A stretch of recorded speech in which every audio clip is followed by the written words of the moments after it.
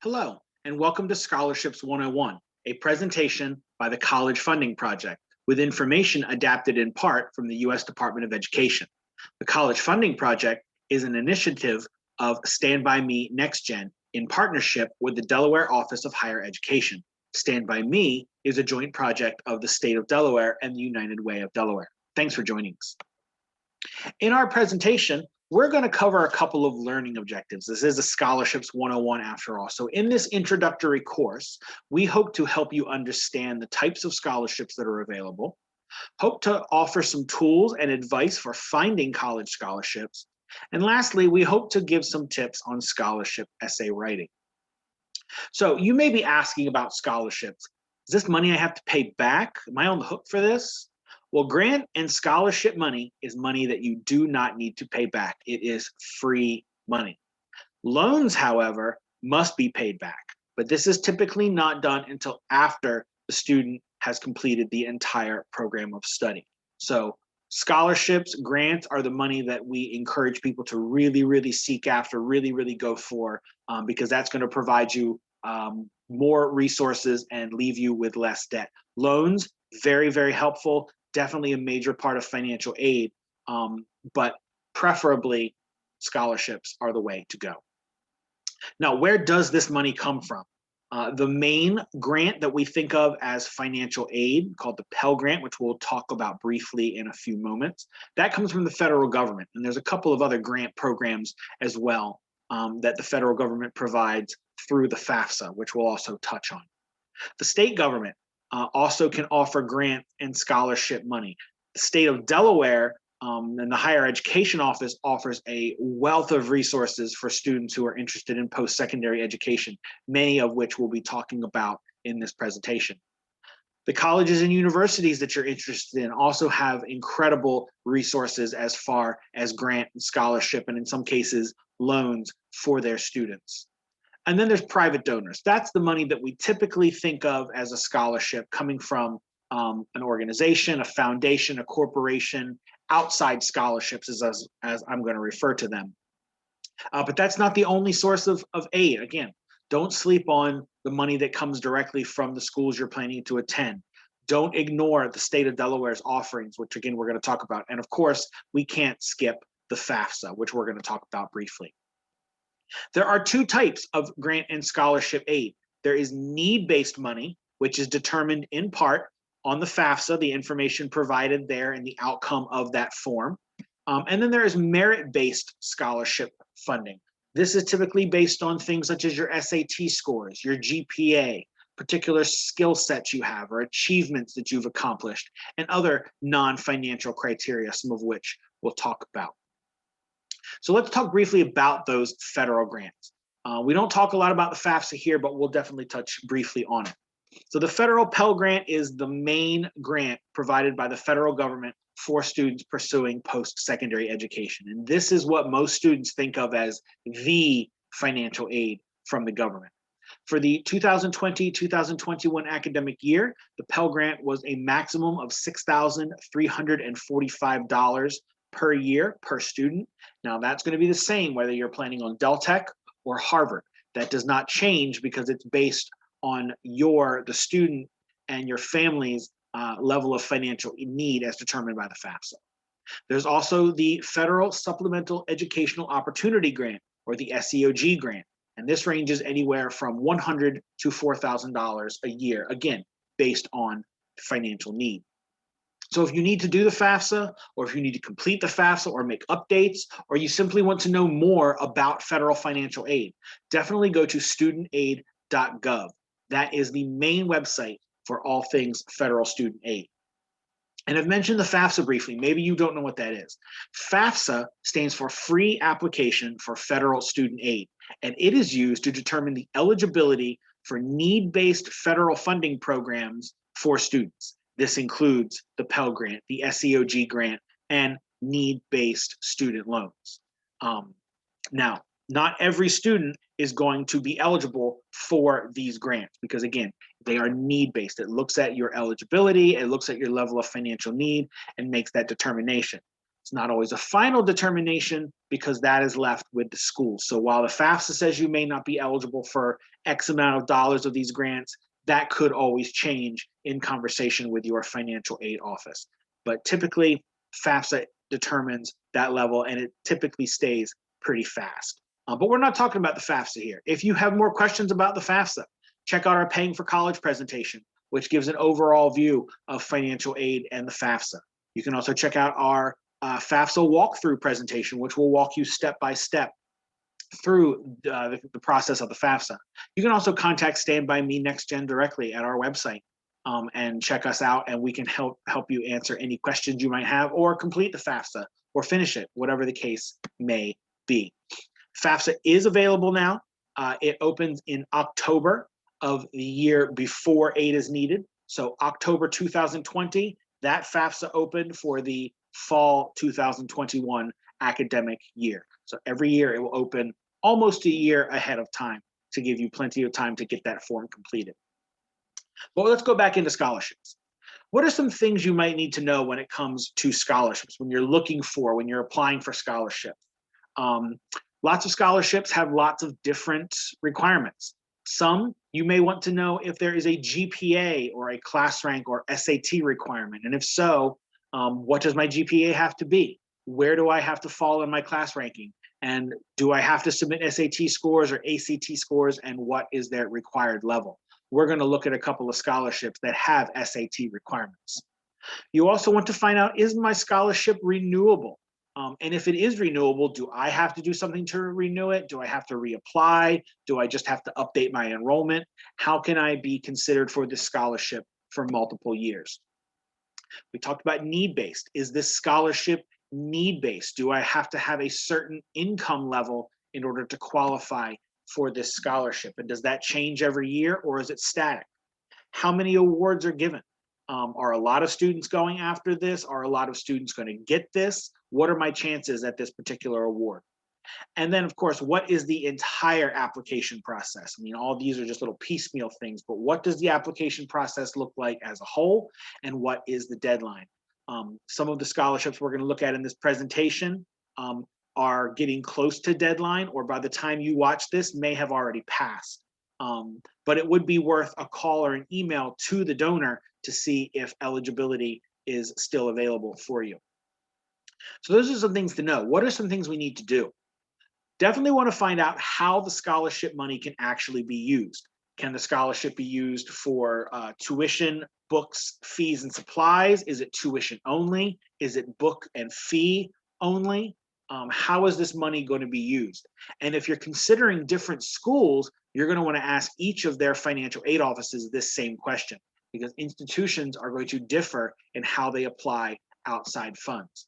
You're also going to want to talk to the financial aid offices about how receiving outside scholarship aid may impact your inside aid, your institutional aid.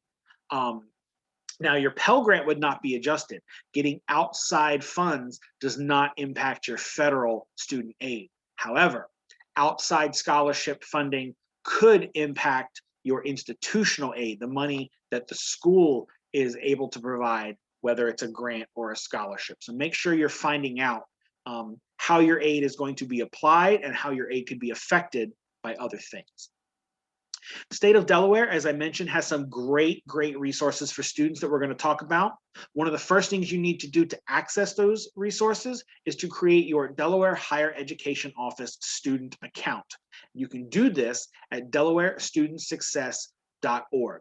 Very simple registration process, and then it gets you in their system so that you can open yourself up to the state of Delaware's scholarship and grant programs. And then you just need to update your enrollment every year to maintain eligibility, as well as, of course, apply for different scholarships if you have to reapply for them every year. Now, Delaware Student Success is going to be a great resource for you, not just for scholarships, but for all things post-secondary education. Not only can you create your student account there, but you can also search for and research colleges if you're still on the fence about where to attend. You can search, research, and apply for scholarships on this website. Some of you may be familiar with a book called the Delaware Scholarship Compendium. You may have received that in the mail in the fall.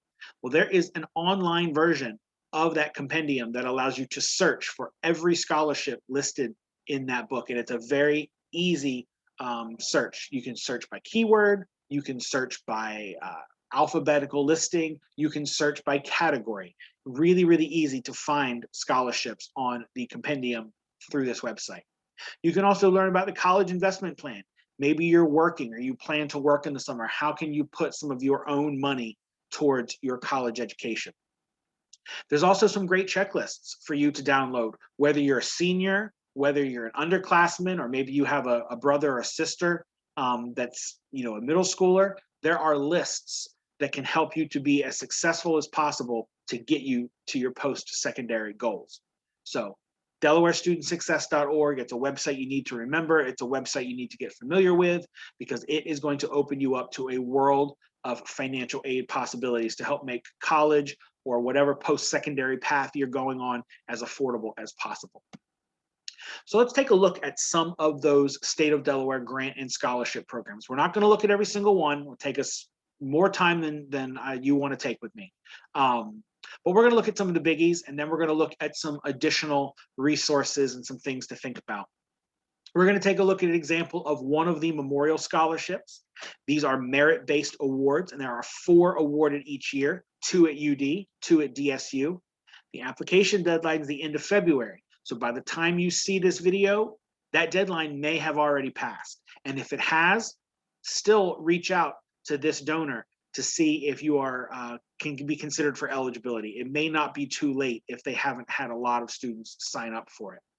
The Diamond State scholarships, same deadline. I'm going to say same process. If you watch this and it's already past February 26th, still reach out to the donor or the Delaware Higher Education Office and ask if you could still be considered if you apply late. These are merit-based awards, and there are 30 of them awarded each year. Scholarship Incentive Program, also known as the SKIP grants. These are need-based awards. Now, this changes every year because the number of awards is based on the funding levels received for this program. This has a much later deadline. You have to have filed the FAFSA by June 15th of this year, and of course, also have that Delaware Higher Education Office student account. SEED, very popular, very well-known scholarship program for students attending Del Tech or UD's Associates program. And then there's Inspire, which is Del State's version, more or less, of SEED. And then we're going to talk about some other things as well. But let's take a closer look at some of these scholarships. The Charles L. Lbner Memorial Scholarship is one of the 3 scholarships, and I say 3 because this one's awarded at 2 schools. Again, deadline coming up based on when I'm giving this presentation, when I'm recording. So if it's passed already, again, reach out to the higher education office and ask if you might still apply. You got to file the FAFSA and have a 1,000 combined score on the SAT or have the ACT equivalent. You've got to be majoring in humanities, social sciences, or political science, and the preference is going to be given to political science. Now, it's not just in any school that you can do this in. You have to be a UD or a DSU student in one of those 3 majors, again, with preference given to political science. But this is a full ride scholarship. It covers your full tuition, your room and board, your fees, your books, and it's renewable for up to 3 additional years if you maintain a 3.0 minimum GPA. So this is a great scholarship, but as you can see, it is highly specific as far as the requirements, the majors, and the schools. So if even one of these things does not apply to you, this is not a scholarship to spend time on. You should be looking for other scholarships that can better serve you. But if this does match you, or if you're on the fence and this sounds like this could be you, then definitely go after this scholarship. Then there's the Diamond State scholarships. These are merit-based, and there are approximately 30 offered each year, and each student would receive $1,250 towards their education. This too is renewable for 3 years with a minimum 3.0 GPA. Higher SAT requirement. You have to have a combined 1290 on the SAT or have the ACT equivalent. You must also enroll and attend full-time for any major in any state. Full-time is typically 24 credits a year, which is 8 classes. split that up over 2 semesters. So typically it's 4 classes a semester is considered full-time. And again, you can study anything, anywhere, and still be considered for this scholarship. Again, that deadline is coming up, may have already passed, but if it has, reach out to the higher education office and ask about your ability to be considered for this scholarship. The SCIP grant, the Delaware Scholarship Incentive Program, there are approximately 1,000 awards given each year, again, based on funding level, but the award amount is a consistent $1,000. So requirements for this, minimum 2.5 GPA, which is a B, must have that higher education office student account and then update your enrollment info every year. And then you must be enrolled full-time in an undergraduate program in Delaware that's accredited, or be enrolled in an accredited program out of state that's not offered in a Delaware public college. So it can be offered in one of our private colleges, just not in the public colleges, and then you can be considered for this program. The financial need threshold is based on the applicant pool. So while you don't technically have to reapply for this scholarship, again, you have to update your enrollment. Your eligibility could change based on the determined income level. Again, it can change based on who applies for this scholarship and if awards are available. So it could change every year, but this is probably a pretty easy $1,000 for you to get if you maintain full-time enrollment and if you update your eligibility every year. And of course, keep that 2.5 GPA. Speaking of 2.5 GPA, we're going to talk about the SEED scholarship, probably Delaware's most well-known scholarship program. It stands for Student Excellence Equals Degree. This is a full tuition scholarship for 6 semesters towards your associate's degree at UD's associate program. So not towards a bachelor's degree right off the gate and not living on campus. You have to be attending the associate's program at the satellite campuses, or of course at Delaware Tech. There is no separate application needed for SEED. It is tied in to the UD and Delaware Tech admissions applications. So you must be a Delaware resident and have graduated from a Delaware high school to be considered for this scholarship. The exception is for Del Mar high school students. If you are a Del Mar high school student, but you live in Maryland, you can still be eligible for the SEED scholarship if you plan on attending either of those schools. You must also typically attend college full-time directly after your senior year. So you have to sign up for those 12 credits in the fall.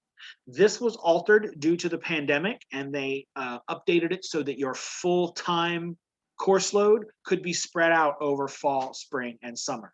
I do not know if they are going to continue that alteration, but that would be a question you could ask UD and or Del Tech's financial aid offices. Must have a 2.5 GPA at high school graduation. You can see how I did that at the beginning there.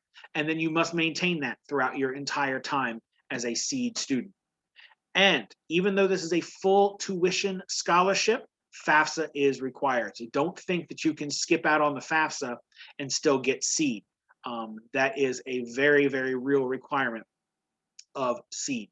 Even if you don't qualify for any Pell Grant, you know that you're not going to qualify for any Pell Grant, still need to do SEED, or sorry, FAFSA to get SEED. Also must have no felony convictions. So don't get in any kind of legal trouble in your senior year, because that will also disqualify you from being eligible for SEED. So this WilmU Star Scholarship is not a scholarship that you can access right now, but I share it because it is tied in directly with the SEED scholarship. Now, this is available to graduates from the SEED program at Del Tech or UD, and it allows you to attend Wilmington University at half tuition, so half price. Now, you must have maintained your SEED eligibility during your entire time at UD or Del Tech. You cannot have lost that eligibility, so don't skip the FAFSA, don't skip classes, make sure you are maintaining your eligibility. They also upped the GPA requirement. Whereas SEED requires a 2.5 GPA, you have to graduate from Del Tech or UD with a 3.25 and then maintain a 3.0 at WilmU. So they definitely want you to push yourself and make sure you are succeeding in your studies. You must also enroll no more than 6 months after graduation from Del Tech or UD, and then you must be enrolled full-time in the fall and the spring semesters to maintain your eligibility. So when you are wrapping up your time at UD or Del Tech, if that's where you choose to go, and if you have been a seed student the whole time, this is definitely a great way to save some money. And if you're getting other scholarships, you could potentially get your bachelor's degree for free if you're taking advantage of these scholarships. And then Inspire. Inspire is a Del State scholarship, which is very similar to how SEED works. It provides up to $3,900 a year for 8 semesters at DSU, so 4 years. You must be a Delaware high school graduate, must have a 2.75 GPA, so a little bit higher than the SEED GPA. Must also be taking a full-time course load, which again is about 8 classes a year, split over fall and spring potentially. No felony convictions, but they add a full-time, not full-time, but to fulfill a community service element. So you have to be doing community service at some level as determined by the school in order to be eligible for Inspire. Another eligibility requirement, have to complete the FAFSA again, and also submit the Inspire application by March 15th. So again, by the time you watch this, it may be coming up or it may have passed. In any case, reach out to Del State's financial aid office and ask about your eligibility for this scholarship. They may let you apply late. So moving on to a couple of other considerations as far as scholarships, Salisbury University has the Delmarva Partnership Scholarship. This provides $5,000 a year to Delaware and Eastern Shore, Virginia residents. It is renewable for up to 8 semesters, so you could potentially get $5,000 a year for 4 years towards your Salisbury University education. Now, you must be a first-time student. You cannot be transferring in from another institution. You also must be a full-time student, again, 24 credits per year, and pursuing your Bachelor of Arts or Science. Must maintain satisfactory academic progress, so they do not tie a GPA to it. So you might want to ask Salisbury University, what is satisfactory academic progress? Do you have a GPA to that? Do you have a grade level or a letter grade or something like that tied to that? If you have more questions about this partnership scholarship, reach out to Salisbury University at their admissions department. Now, as I said, colleges and universities are great resources for aid. You don't even have to go outside of your college and university to get scholarship money. Now, they also will determine the amount of federal funding that you get. The FAFSA determines your eligibility for federal funding, but the college or the institution that you're planning on attending, they have the final say in how much of that aid is actually applied to your education based on a number of factors. They also have total control over their own money and how they disperse that. Some schools may require you to also complete what's called the College Scholarship Service Profile, or the CSS profile. Not every school requires it, so don't try to jump the gun and get ahead and do the CSS profile, because it does have a fee attached to it. It is time consuming, it is a little bit difficult, and not every school requires it. So don't do it unless your school or schools is requiring you to complete that. And schools, they're going to differ widely on aid amounts. And private colleges tend to have more money to offer than public colleges. So you may be looking at Delaware Public College, which is $20,000 a year, and Delaware Private College, which is $40,000 a year. And just looking at it, you're thinking, oh, $20,000, much more affordable. That's probably going to be the school I'm going to end up at. But after all of the institutional aid is figured in, the federal aid is figured in, any other loans or whatever, it may actually cost you less money out of pocket at the end of the day to go to Delaware Private University than it does Delaware Public University. So don't write off the more expensive schools, because they typically have more money to offer, but they're not just going to hand it to you. Many times there are applications to do, there are requirements to fulfill. So make sure you are asking your institutions that you're interested in, hey, what other money is there available to me? Am I eligible for besides the FAFSA, besides any outside scholarships? What institutional aid do you have to offer? So kind of jumped ahead of myself there. Talk to admissions or financial aid about scholarships you can apply for. And also check out, the government has a net price calculator. You can check that out and see what that college might cost you, and kind of give you an idea of what is each school going to be worth, what might we have to pay out of pocket, how much scholarship aid do we need to work for, and is that college actually going to be worth the expense that we might incur. Now, some of you out there may be athletes and are hoping to be on an athletic scholarship. Keep in mind that only about 4% of high school football players go on to play NCAA ball in Division I or II schools, and only about 3% are going to play in a Division III school, and they do not provide athletic scholarships. Now, we all think about the full ride athletic scholarships. And those are great. There are also partial scholarships, which can help pay for part of your education. And the FAFSA is a requirement for most NCAA schools. So even if you get a full ride athletic scholarship, you're probably still going to have to complete the FAFSA. And keep in mind, these scholarships are only valid while you play. So if you get injured, if you get in any kind of disciplinary or academic trouble, or if the coaching staff changes and they don't like your hustle, you could potentially lose your funding. So if you have more information, if you are a student athlete and you're interested in athletic scholarships, check out ncaa.org/student-athletes for more information. Private scholarships. When I started, we said that most of the scholarships that we think of come from private donors, outside organizations, corporations, things like that. We talked about the Delaware Scholarship Compendium, which does have a lot of state-based scholarships, but it also lists local and national scholarships that are coming from private donors. It lists them by alphabet, lists them by deadline date, and on DelawareStudentSuccess.org, you can search it also by keyword and by category. It is available online, as I just mentioned. A physical copy should have been mailed to you if you are a high school senior. Your high school counselor likely has copies or can access copies. And DelawareStudentSuccess.org has a PDF that you can download. But again, they've made a searchable version of it through the Delaware Scholarship, the scholarships.DelawareStudentSuccess.org. Scholarships on the brain, sorry about that. Another great resource for scholarships for Delaware students is the Delaware Community Foundation Scholarship Compendium.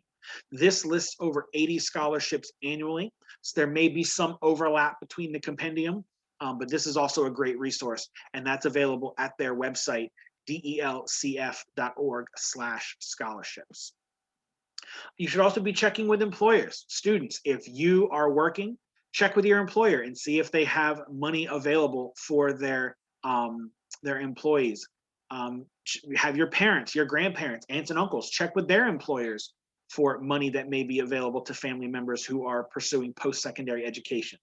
If you or a member of your family is involved with a community organization, such as the moose, the elk, the lions, the bears, the tigers, whatever animal you are aligned with, if you are aligned with one, check out and see if they have any money available for you. Check with local corporations. Businesses in the area may be able to provide scholarships, and there could be national corporations that are doing scholarship programs. Check with local merchants and local service providers as well, and see what scholarship opportunities they have. If you're in a local sports league, or even if a family member is in a local sports league, reach out to them as well. And your high school counselor probably has a pretty good list of scholarships, because they have a lot of those local merchants and service groups and organizations coming to them and saying, hey, we've got scholarship opportunities here in XYZ town for students that attend XYZ high school. Make sure they get access to this. So definitely check with your high school counselor to see if they have scholarships on a local level, a regional level, state level, national level, in addition to, of course, Scholarship Compendium and the Delaware Community Foundation Compendium. There's also the Academic Common Market to consider. So if your undergraduate or graduate degree program is not offered by a public college in Delaware, you may be eligible for in-state tuition at a participating college in one of 15 states as determined by the Southern Regional Education Board. So to be considered for the Academic Common Market, you must be enrolled or have been accepted in the program to apply for the Academic Common Market. So meaning you have to have applied to one of these out-of-state educational programs at a college or a university or what have you, and show that you have enrolled or have been accepted to be considered. And then say if everything goes well, you can get that in-state tuition. So let's say you want to study petroleum engineering. They don't offer that in a Delaware public college, but they do offer it in Louisiana. So you apply to Louisiana State Tech to study petroleum engineering. But even though you are a Delawarean attending a Louisiana school, because of the Academic Common Market, because Delaware doesn't offer that program, you could get in-state tuition at the Louisiana school and save a lot of money. Out-of-state tuition is typically 3 times higher than in-state tuition. However, if a public college in Delaware starts offering that petroleum engineering program, then you may then have to pay those out-of-state rates or transfer back into Delaware. So for more info, check out DelawareStudentSuccess.org or ask your high school counselors. They typically are great resources on the Academic Common Market. Now, undocumented students, there are resources available to you as well. If you are undocumented and you're planning on attending college or other post-secondary institution, contact their financial aid office and let them know that you're going to need assistance in applying for financial aid. Because under current law, undocumented students cannot complete the FAFSA, but different schools are going to have different resources that may be open to you. The SEED scholarship is one of those things that is open to undocumented students, as is the Inspire scholarship. And Del State is also part of the DREAM scholarship program. So they have money for undocumented students above and beyond the SEED scholarship that UD and Del Tech has, and of course their own Inspire. So you want to contact them directly and talk to them about how you can move forward in this financial aid process. Scholarships will sometimes tell you in the description if they require citizenship or specifically if they are for undocumented students. Delaware Student Success, once again, has a section on this. There's an undocumented student section on DelawareStudentSuccess.org. So if this is your situation, check out that part of the website. So how can we maximize our scholarship search? Well, you don't need to pay for scholarship information. The internet is the #1 free source for scholarships. There's lots of great resources out there. There's lots of not so great resources. But if any resource that you're on for searching for scholarships is asking for you to pay for the information or pay to apply to a scholarship, you're in the wrong place and you need to get out of there. We're going to give you a couple of resources here aside from DelawareStudentSuccess.org.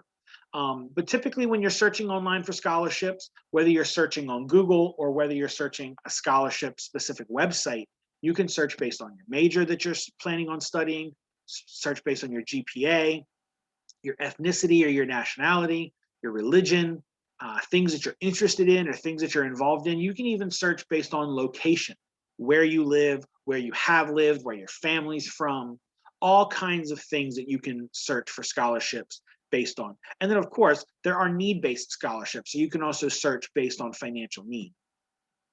So when you are searching, be specific in your search. But read carefully when doing that.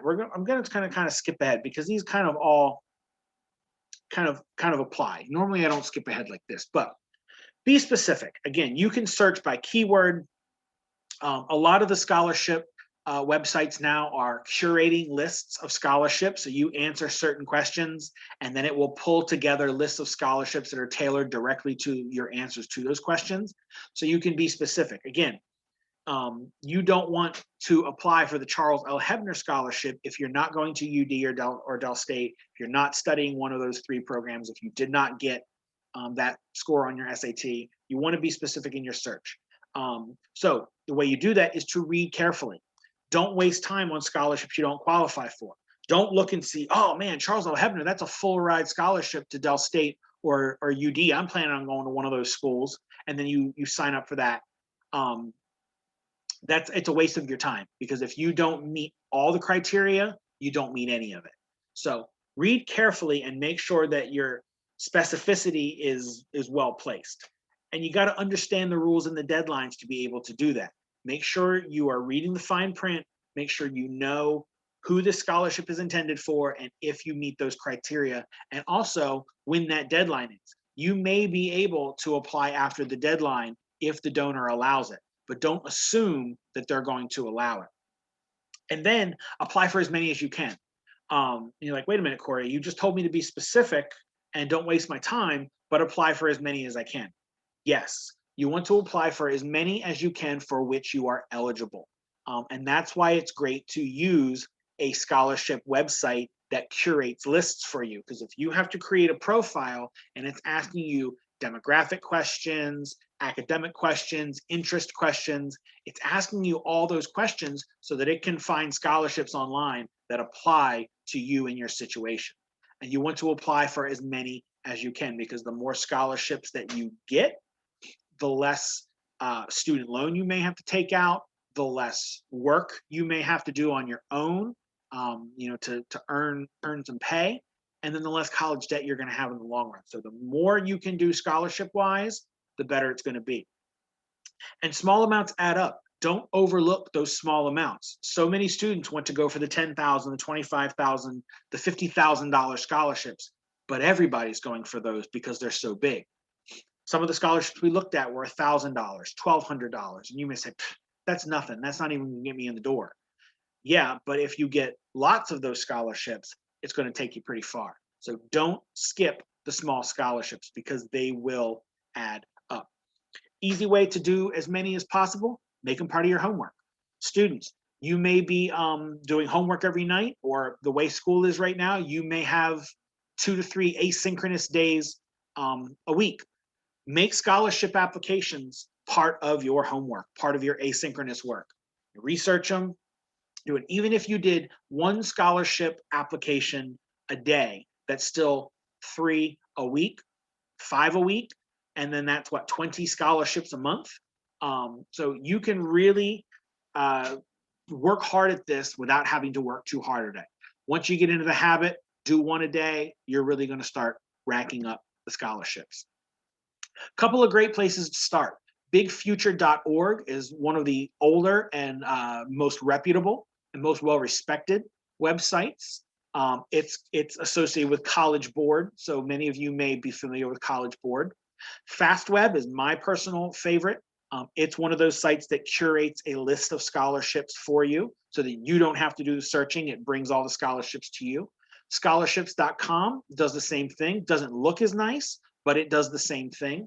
Then you've got careeronestop.org, capex.com, and petersons.com.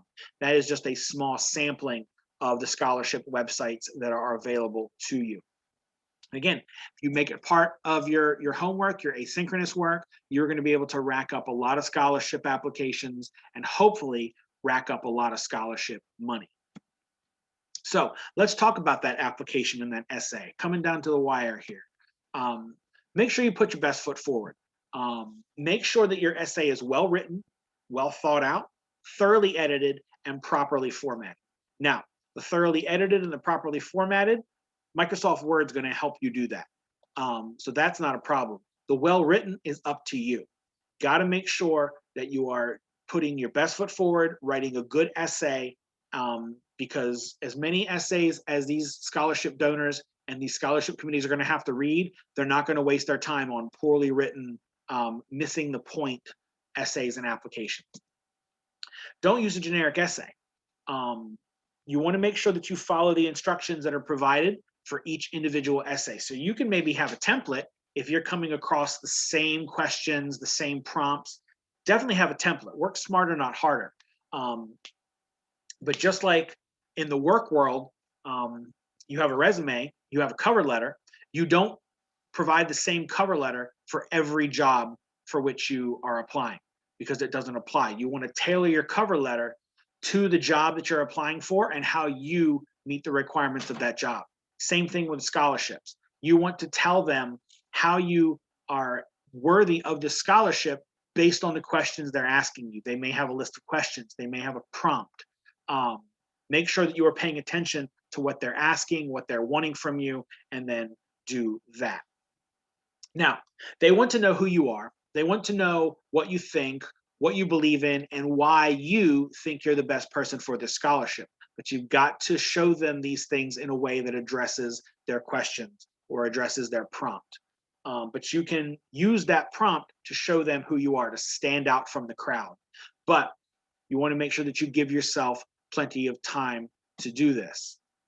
So start well in advance. Don't wait until the deadline to start writing your essay. That's why it's important to know, when are these deadlines? If you're working on scholarships every day, at least one a day, then you're going to be able to think out these thoughts. You're going to want to make sure that you are drafting. Rough drafts are not just for high school English classes.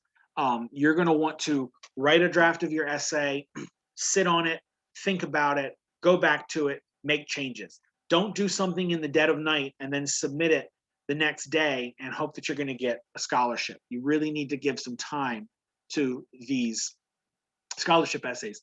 The way you can do that, again, instead of just starting well in advance, also create a support team. Have your parents or your teachers read and discuss your drafts with you so they can offer insight and suggestions. Maybe you're close with your brother or sister and you'll have them do this, or you've got a friend who you trust. Find somebody who is trusted and who's not just a yes man or a yes woman who's going to tell you what you want to hear.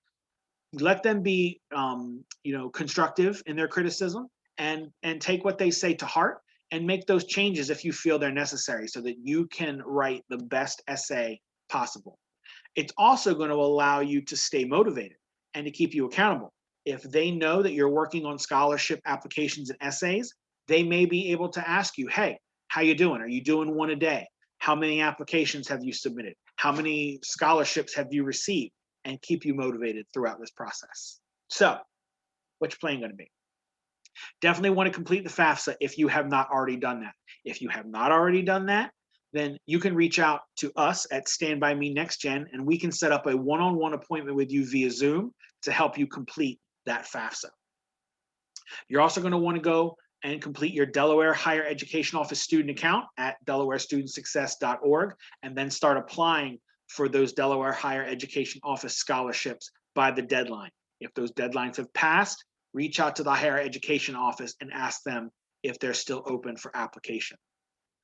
Review scholarships in the Delaware Scholarship Compendium and through other resources such as the Delaware Community Foundation Compendium, your high school counselors list, what have you, and apply for as many as possible so long as you're eligible for those scholarships. And then remember to submit all your applications and supporting documentation by the deadline, not just for scholarships, but also for financial aid. I've seen too many students who do scholarship applications, do the FAFSA, but never complete that financial aid process. They don't work with financial aid to get the rest of that paperwork in, and then they lose out on their FAFSA, and then in turn they lose out on their scholarship. So make sure you are crossing all your T's and dotting all your I's, and make sure that everything is getting done and turned in. And if you have any questions about what to do, or if everything's done, contact the financial aid office at the school, university, or institution that you're interested in. And if you're working with several towards trying to figure out which one you want to go to, make sure you're talking to all of them and asking the same questions about your financial aid. So my name's Corey. This has been Scholarships 101. That is our website, standbyme.org, and you can find the college funding project in the programs listing, and you can make an appointment there if you need to make an appointment for FAFSA completion. You can also check out our other presentations, Paying for College, the FAFSA walkthrough, and we also have Paying for College in Spanish if you know somebody who could use our information in Spanish. Again, my name's Corey. That's my email, Corey@standbymede.org. Again, that is Corey@standbymede.org. If you have any questions, please feel free to email me, and I would love to speak to you about your financial aid needs and how we can help you get into your post-secondary phase of life. So thank you, take care, and we'll see you next time.